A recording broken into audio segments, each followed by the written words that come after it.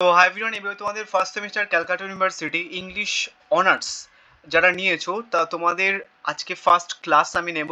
সেটা হচ্ছে কি ডিএসসি 1 পেপারের। তো তোমাদের ইংলিশ অনার্সে দুটো পেপার পড়তে হবে অ্যাকচুয়ালি ক্যালকাটা ইউনিভার্সিটির আন্ডারে, একটা ডিএসসি 1 আর একটা হচ্ছে কি যে সেক 1। তো ডিএসসি 1টা আমি সম্পূর্ণ ক্লাস ফ্রিতে করাবো। সো আজকে অ্যাকচুয়ালি ফার্স্ট ক্লাস আমরা হচ্ছে কি যে তোমাদের হিস্ট্রি অফ ইংলিশ লিটারেচারের পোয়েট্রি সেকশনের এই পার্টটা করাবো। সো সেক 1 পেপারটা আমি তোমাদের সম্পূর্ণ ব্যাপারটাই ফ্রিতে করাবো, মানে হচ্ছে কি যে নোটসও ফ্রিতে পাবে তুমি অ্যান্ড ক্লাস হচ্ছে কিছু ফ্রিতে পাবে। অ্যান্ড আমি তোমাদের যে ফর্ম্যাটগুলো দেবো দেন সমস্ত ফর্ম্যাট ইউজ করলে তুমি কিন্তু কিছু নাও যদি পারো তাহলে কিন্তু ইংলিশ যদি কিছু না পারো তাহলে কিন্তু তুমি ফর্ম্যাটটা ইউজ করে অনেকটা মার্কস পাবে। এর আগের বারে যারা ফার্স্ট সেমিস্টারে ছিল নিউ সিলেবাসের উপরে 2023-এ, তারা মোটামুটি 650 জন মতো মেম্বার ছিল আমার গ্রুপে, প্রায় সবাই সেক পেপারে পাস করে গেছে, এমন কোনো স্টুডেন্ট ছিল না যারা পাস করেনি। তো তোমাদের সেক পেপারসের মধ্যে আর একটা জিনিস তোমরা পাবে, সেটা হচ্ছে কি যে প্রিভিয়াস ইয়ার ক্যালকাটা ইউনিভার্সিটি প্রচণ্ড প্রিভিয়াস ইয়ার দেয়। তো তোমরা যদি প্রিভিয়াস ইয়ারগুলো করে নাও তাহলে কিন্তু ইনাফ।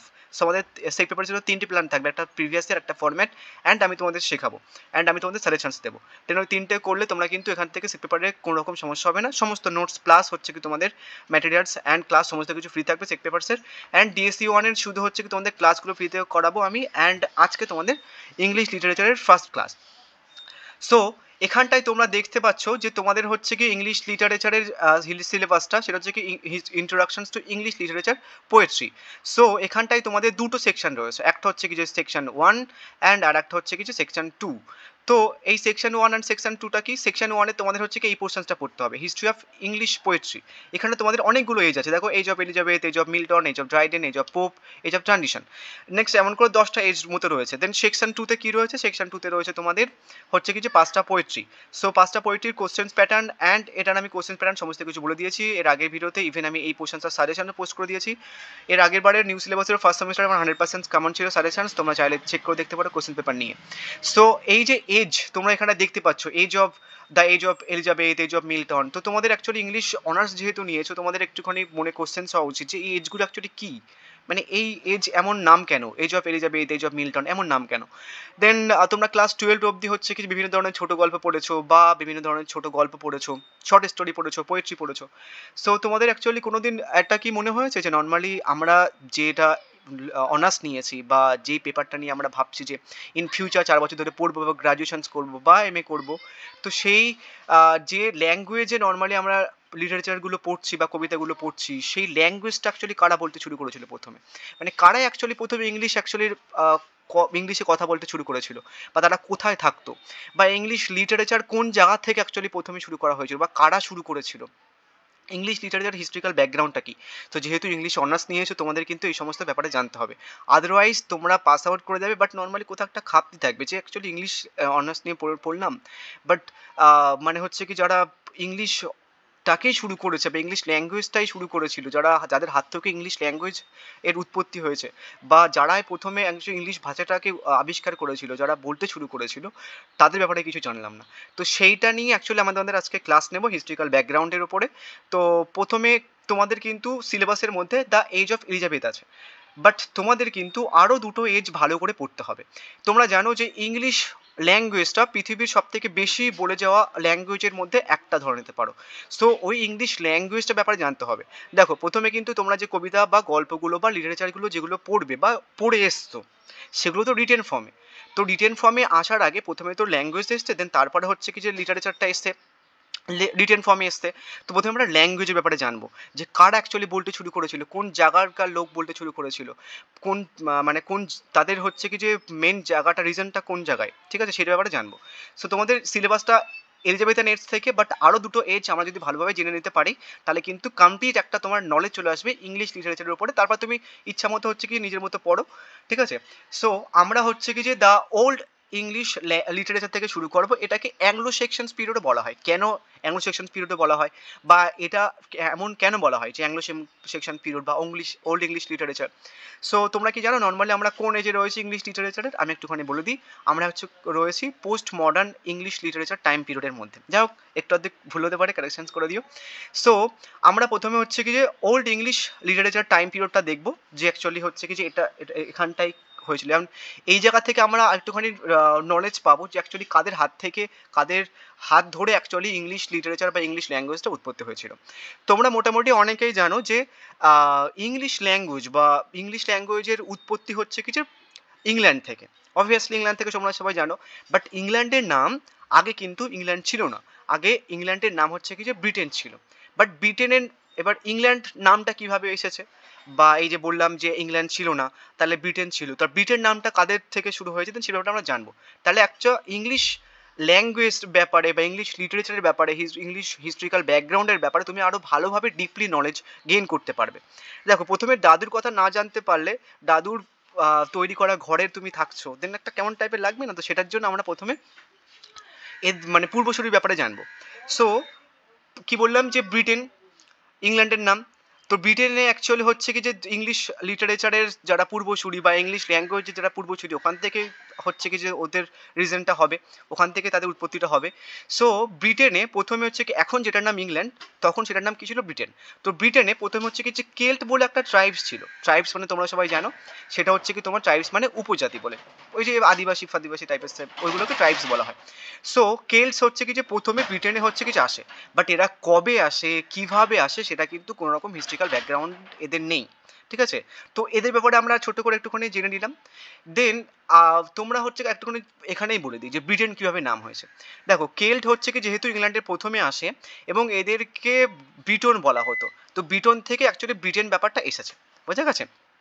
মানে ব্রিটেন নামটা কোন জায়গা থেকে এসেছে? কেল্টসদের থেকে। কেল্টসরা কারা হচ্ছে কি ইংল্যান্ডের বা ব্রিটেনের প্রাচীন উপজাতি, যাদের হাত থেকে ইংলিশ হচ্ছে কি যে ল্যাঙ্গুয়েজটা এসেছে বলা যেতে পারে। এবার কেল্টরা তো প্রথমে হচ্ছে কি যে তোমাদের ব্রিটেনে চলে আসে, এবং তোমরা ভারতের ইতিহাসেও দেখবে বা যদি অন্য কোনো দেশের ইতিহাস তুমি দেখো, যে জায়গা লড়াইয়ের ব্যাপারটা কিন্তু সব জায়গাতে ছিল। তো কেল্ট যেহেতু ব্রিটেনে প্রথমে এসেছিল, তার সাথে সাথে কিন্তু আরও ট্রাইবস এসেছিল ইংল্যান্ডে। ঠিক আছে? বাট কেল্টসদেরকে আক্রমণ করছিল। ঠিক আছে? কারা? পিক্সরা। শুধু পিক্স বলেই নয়, স্কটি বলে একটা উপজাতি ছিল, তারা কিন্তু নর্মালি হচ্ছে কি যে কেল্টসদেরকে আক্রমণ করছিল। জায়গা দখলের লড়াই, ওই যে বললাম। এইবার আক্রমণ করার জন্য কেল্টসদেরকে তো বাঁচতে হবে। এরা প্রচণ্ড যুদ্ধপ্রেমী ছিল, এদের চেহারা দেখে তুমি বুঝতে পারবে এটা খতরনাক যুদ্ধ করতে পারতো। বাট কেল্টসরা হচ্ছে কি যে অতটা ভালো যুদ্ধ করতে পারতো না। তো সেটার জন্য এদেরকে তো বাঁচতে হবে, তো সেটার জন্য ওরা কি করে, রোম্যানদের হচ্ছে কি যে ইনভাইট করে। তাহলে ব্রিটেনে কেল্টসদের পরে কারা আসে? রোম্যানরা আসে। কবে আসে? 43 এডিতে। তারা রোম্যানরা হচ্ছে কি তোমার 43 এডি থেকে 410 এডি অবধি হচ্ছে কি সার্ভাইভ করে যায় হচ্ছে কিছু ব্রিটেনে। বোঝা গেছে? তখনও কিন্তু ব্রিটেনের নাম ইংল্যান্ড হয়নি। আমি তোমাদের বলবো যে অ্যাকচুয়ালি কীভাবে ইংল্যান্ডটা এসেছে। ঠিক আছে? তারপরে হচ্ছে কি তোমাদের ইংলিশ লিটারেচার ব্যাপারে আস্তে আস্তে আসবে যে কীভাবে নর্মালি ইংলিশ লিটারেচার এসছে। বোঝা গেছে? সো রোমানরা আসে। রোমানরা কিসের জন্য এসেছিল? কেল্টসদেরকে বাঁচানোর জন্য।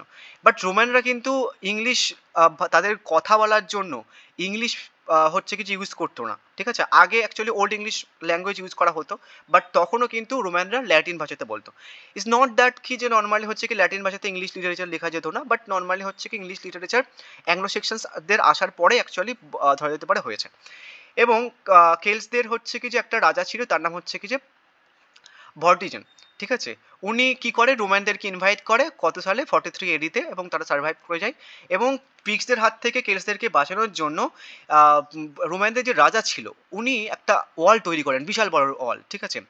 হনেরিয়াস ওয়াল্ড বলে, এই হেরোডিয়ান ওয়ালস বলে। রোমানদের রাজা কে ছিল? হনোরিয়াস। কেল্টসের রাজা কে ছিল? ভর্টিজেন। ঠিক আছে? হনেরিয়াস একটা বিশাল বড় ওয়াল তৈরি করেন, তার নাম হচ্ছে কি যে হনেরিয়ান ওয়ালস। বাট তাও হচ্ছে কি তোমার মানে কেল্টসদেরকে বাঁচানো যাচ্ছিল না, এতটা পরিমাণে পিক্সরা আক্রমণ করছিল। তো কেল্টসদেরকে পাচ্ছিল না, তো পিক্সরা কি করবে? রোমানদেরকে আক্রমণ করছিল। তো একটা টাইম পিরিয়ডের পরে 43 থেকে 410 এডি অব্দি মোটামুটি আক্রমণ হয়ে গেছিল, বাট তারপরে একটা টাইম পিরিয়ডের পরে রোমান্সরা বলে, দেখ ভাই, আমরা তোমাদেরকে রক্ষা করতে পারছি না, এবার তোমাদের নিজেটা দেখে নাও। এরপরে কেল্টসরা তোর বাঁচতে হবে। তখন কি করে, ওরা আরও 3টে ট্রাইবসকে হচ্ছে কি যে ইনভাইট করে। ঠিক আছে? তারা কারা ছিল? অ্যাঙ্গেলস, সেকশনস অ্যান্ড হচ্ছে কি জুটস। এরা হচ্ছে কি তোমার 3টে জাতি, যারা হচ্ছে কি যে কী করতে এসেছিল, হচ্ছে কি কেল্টসদেরকে বাঁচানোর জন্য এসেছিল। ঠিক আছে? এবং এরা কবে এসেছিল? 5th সেঞ্চুরি এডিতে এসেছিল। ঠিক আছে? অ্যান্ড আরেকটু জিনিস তোমাদের এখানটায় বলে দিই, অ্যান্ড এরা হচ্ছে কি তোমাদের নর্দার্ন জার্মানি থেকে এসেছিলো। আমি তোমাদের একটুখানি ম্যাপে দেখেছি, এরা নর্দার্ন জার্মানি থেকে এসেছিলো। অ্যান্ড এটা হচ্ছে একটা জায়গার নাম, জুডস, অ্যাঙ্গেলস, সেকশনস। ঠিক আছে? এরা নর্দার্ন জার্মানি থেকে সমুদ্রপথে মোটামুটি হচ্ছে কিছু মানে ব্রিটেনে আসে। কিসের জন্য এসেছিলো? হচ্ছে কি কেল্টসকে রক্ষা করার জন্য, 5th সেঞ্চুরি এডিতে। এবার নর্দার্ন জার্মানি, তোমরা আই থিঙ্ক জানি না ম্যাপের ব্যাপারে অতটা নলেজ আছে কিনা। নর্দার্ন জার্মানি বলতে এই যে এখনকার জার্মানি নয়, সেটা রাশিয়ার একটা পোর্শন ছিল তৎকালীন সময়ে, ঠিক আছে। তো এরা আসে এবং এরা এসে মোটামুটি হচ্ছে কি যে সার্ভাইভ করে যায় প্রায় 600 ইয়ার্স ধরে হচ্ছে কি ব্রিটেনে সার্ভাইভ করে যায়। বাট তোমরা এদের চেহারা দেখেই বুঝতে পারবে যে কারা অ্যাকচুয়ালি হচ্ছে কি সার্ভাইভ করে গেছিলো। তিনটে ট্রাইবস এসেছিল এবং তিনটে ট্রাইবস বলতে তোমরা ভালোভাবে বুঝে নাও একটুখানি, তিনটে ট্রাইবসদের আলাদা আলাদা সৈনিক ছিল। সো অ্যাঙ্গেলসটা হচ্ছে কি যে বিশাল যুদ্ধপ্রেমী ছিল এবং খুব যুদ্ধ করতে ভালোবাসতো, এবং এতে অতটা যুদ্ধপ্রেমী ছিল না, বাট যুদ্ধ করতে একটা কৌশল ছিল। বাট এদের ক্যারেক্টার দেখে তোমরা বুঝতে পারবে যেটা অ্যাকচুয়ালি বেশি সার্ভাইভ করতে পারেনি জুটস। 600 সাল ধরে এই অ্যাঙ্গেলস অ্যান্ড সেকশনস হচ্ছে কি যে সার্ভাইভ করে গেছিলো, বাট জুটটা সার্ভাইভ করতে পারেনি, তার একটা কারণ বুঝতে পারছো, বোঝা গেছে। সো এবার আমরা একটুখানি জানবো যে তোমরা মোটামুটি জেনেছো যে নর্মালি ব্রিটেনে হচ্ছে কি যে কেলসদের ইনভাইটে অ্যাঙ্গেল সেকশনস অ্যান্ড জুটসটা আসে। বাট অ্যাকচুয়ালি আমরা কিভাবে জানলাম, যে অ্যাকচুয়ালি কিভাবে জানলাম, আমরা কিভাবে জেনেছি যে ওরা এসেছিল, আদৌ এসেছিল কিনা, অ্যান্ড কোন জায়গা থেকে বা এসেছিল, ঠিক আছে। আর একটা এখানটা জেনে নাও, জুস এই অ্যাঙ্গেলসটা কিন্তু ওল্ড ইংলিশ ল্যাঙ্গুয়েজ বলতো, বাট তার আগে কারা এসেছিল, রোমানরা ল্যাটিন বলতো, ঠিক আছে। তাহলে ইংলিশের একটা ভাব পাচ্ছি না, ওল্ড ইংলিশ মানে ইংলিশের একটা পোর্শন আছে। সো এবার আস্তে আস্তে আরও ভালোভাবে বুঝে যাবে। সো এবার আমরা কিভাবে জানতে পারলাম যে ব্রিটেন অ্যাকচুয়ালি হচ্ছে কেলসদেরকে বাঁচানোর জন্য অ্যাঙ্গেল সেকশনস অ্যান্ড জুটস এসেছিল। একজন খুব মানে রাইটার্স ছিলেন তৎকালীন সময়কার, টাইম পিরিয়ডটা আমি ভুলে গেছি, I am so sorry, bets বলে, উনি অ্যাকলে সিয়াস্টিক্যাল হিস্ট্রি অফ ইংল্যান্ড একটা মানে তোমার ম্যানুস্ক্রিপ্টের মধ্যে এটা লিখে গেছেন যে নর্মালি একটা টাইম পিরিয়ডের মধ্যে 5th সেঞ্চুরি এডিতে হচ্ছে কি অ্যাঙ্গেল সেকশন অ্যান্ড জুটস হচ্ছে কি এসেছিল। কোথায় এসেছিল? কেলসদেরকে বাঁচানোর জন্য ব্রিটেনে।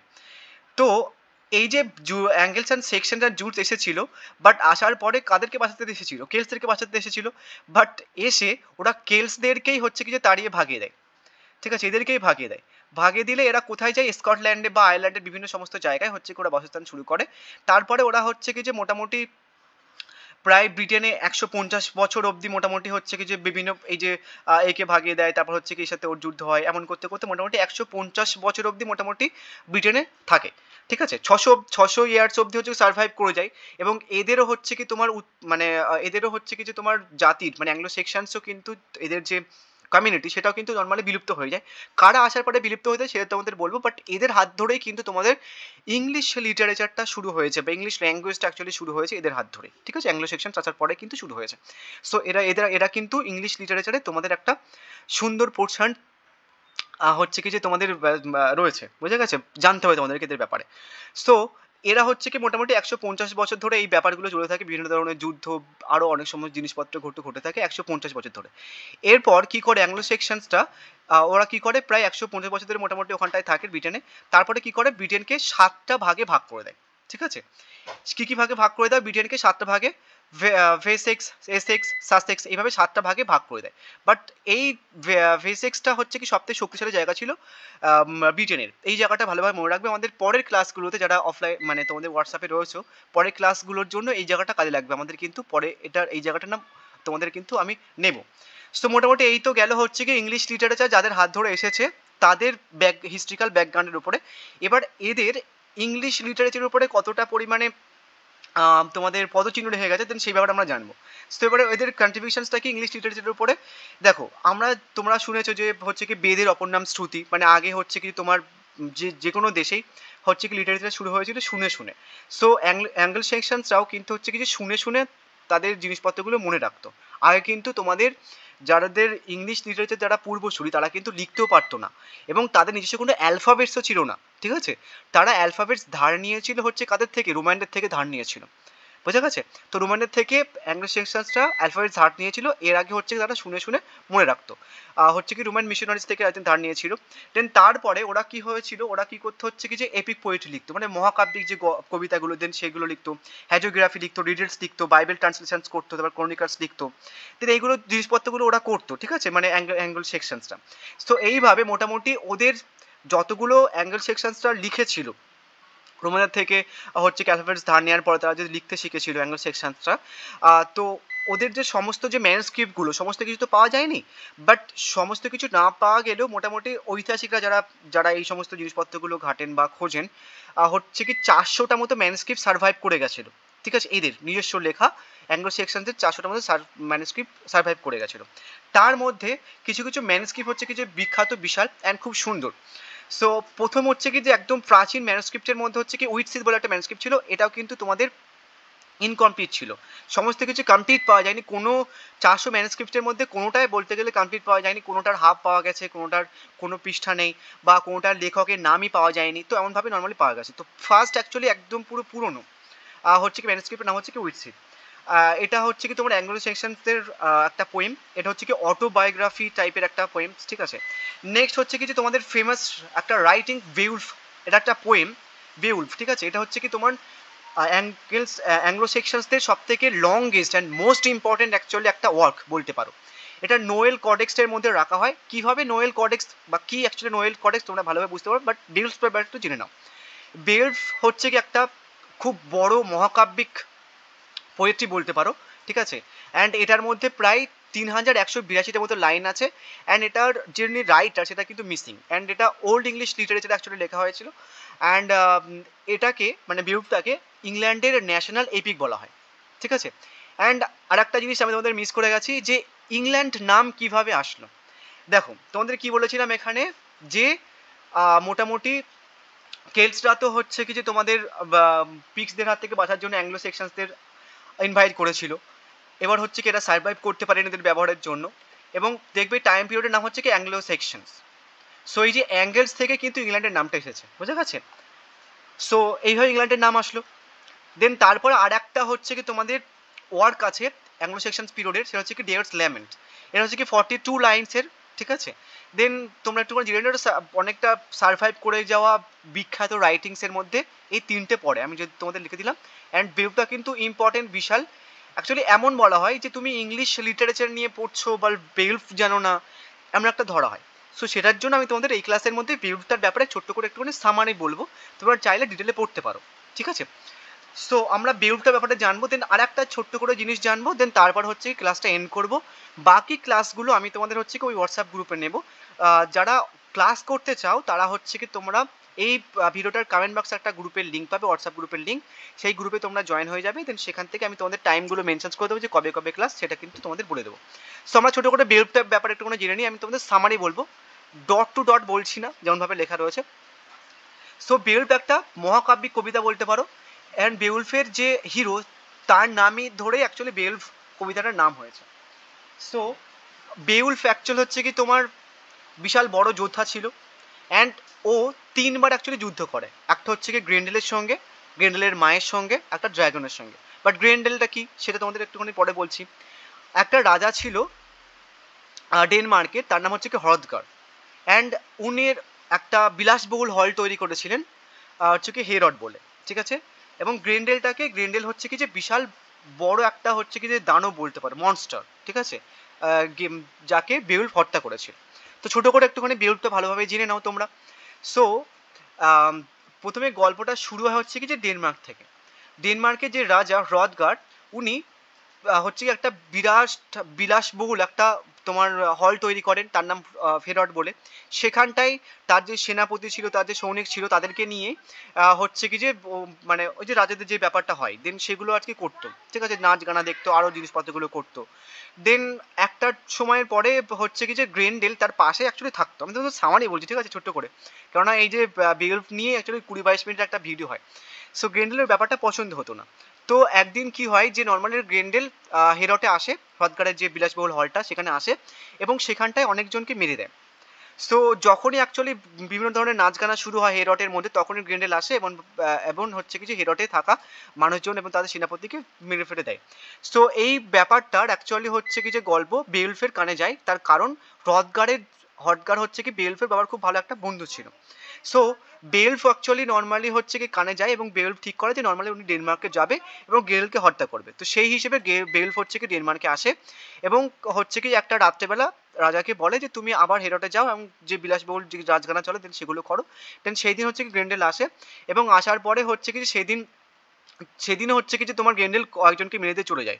এন্ড তার পরের দিন হচ্ছে কি যে তোমার বেওলফ হচ্ছে কি যে সজাগ থাকে, মানে সেদিন ঘুমিয়ে পড়েছিল, প্রথম দিন ঘুমিয়ে পড়েছিল, সেকেন্ড দিন হচ্ছে কি যে বেওলফ সজাগ থাকে, এবং সজাগ থাকার পরে যখনই গ্রেন্ডেল আসে এবং বিশাল যুদ্ধ হয় গ্রেন্ডেল এবং বেওলফের মধ্যে, এবং তারপরে হচ্ছে কি যে গ্রেন্ডেলের একটা হাত কেড়ে নেওয়া হয়, এবং তারপরে হচ্ছে কেউ মানে চলে যায় দৌড়ে, ঠিক আছে, এবং হাতটা ওই যে হেরটে নর্মালি যে গেটটা ছিল সেখানটা টাঙিয়ে দেওয়া হয়। তো সবাই উৎফুল্ল হয়ে যাতে বিভিন্ন ধরনের উল্লাস করতে থাকে।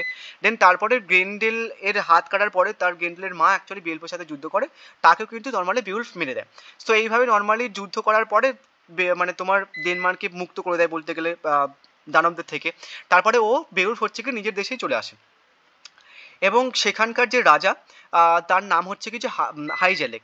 উনি কি বলে বেওলফকে বলে যে তুমি হচ্ছে কি এখানকার রাজা হও, বাট হাইজেলেকের হচ্ছে কি একটা মানে ছেলে ছিল, এবং কিছু সময়ের পরে তিনি মারা যায়, হাইজেলেকের যে রাজা, হাইজেলেকও মারা যায়, এবং হাইজেলেকের যে ছেলে ছিল সেও মারা যায়। তারপরে বেওলফ হচ্ছে কি সেই জায়গাটার রাজা হয়, এবং রাজা হওয়ার পরে মোটামুটি বেওলফের বয়সও হয়ে যায়। তো একটা টাইম পিরিয়ডের পরে হচ্ছে কি যে বেওলফ যেখানে থাকতো তার সাইডেই হচ্ছে কি একটা ড্রাগন থাকতো, সেখানটা একটা খাজানার অ্যাকচুয়ালি রক্ষা টক্ষা করতো, তো রক্ষা করতো, এবং কিছু সময় পরে বেওলফ যেখানে থাকতো সেখানকার লোক হচ্ছে কি যে তোমার ওই যে ড্রাগনের যে খাজানা রক্ষা করতো সেখান থেকে কিছু খাজানা চুরি করে নিয়ে এসেছিল। আমি আমাদের সামারি বলছি, ঠিক আছে, ভালো করে। সো তারপর হচ্ছে কি যে ড্রাগনটা তাদের মানে বেওলফের জায়গায় চলে আসে, মানে বেওলফের ভিলেজে চলে আসে, এবং হচ্ছে কি বিভিন্ন ধরনের উৎপাত শুরু করে দেয়। তো তারপর হচ্ছে কি বেওলফ লোকও পাঠায়, ঠিক আছে, তাকে ড্রাগনকে মারার জন্য, বাট তাও মারতে পারে না। তারপর হচ্ছে কি বেওলফ নিজে কয়েকটা লোকজন সঙ্গে করে নিয়ে তারপর হচ্ছে কি বিশাল যুদ্ধ হয় ড্রাগন এবং বেওলফের সঙ্গে। তারপর হচ্ছে কি যে এই যুদ্ধেই বেওলফের কিন্তু মানে মৃত্যু হয়। সো এইভাবে অ্যাকচুয়ালি বেওলফটা তোমার শেষ হয়। ভালো করে পড়ে নিয়ে আমি শর্টেস্ট সামারি বললাম ভালোভাবে। এবার তোমাদের একটা জিনিস সেখানটা ইম্পর্টেন্ট জিনিস আমি তোমাদের জানবো, বাদ বাকি ক্লাসটা তোমাদের আমি বাদ গ্রুপে নিয়ে নেবো পরের ক্লাসগুলো। এই ব্যাপারটা একটুখানি জেনে নাও। তোমাদের বলেছিলাম না যে নর্মালি হচ্ছে কি অ্যাংলো সেকশনসদের 400টা ম্যানুস্ক্রিপ্ট সার্ভাইভ করে গেছিলো। তো তাদের যে ম্যানুস্ক্রিপ্টগুলো বিভিন্ন ভাগে ভাগ করা হয়েছিল, ঠিক আছে। সো 4টে ভাগে মেনলি ভাগ করা হয়, দেন সেই ভাগগুলোকে নর্মালি হচ্ছে কি বলা হয়, একটা হচ্ছে কি তোমার the Exeter book, juniors, and হচ্ছে কি ভার্সেলি, আর হচ্ছে কি নোয়েল কডেক্স। কীভাবে ভাগ করা হয়, যেগুলো হচ্ছে কি 10th সেঞ্চুরিতে লেখা, যেগুলো ইম্পর্টেন্ট ম্যানুস্ক্রিপ্টগুলো সেখানে এখানটা রাখা হতো।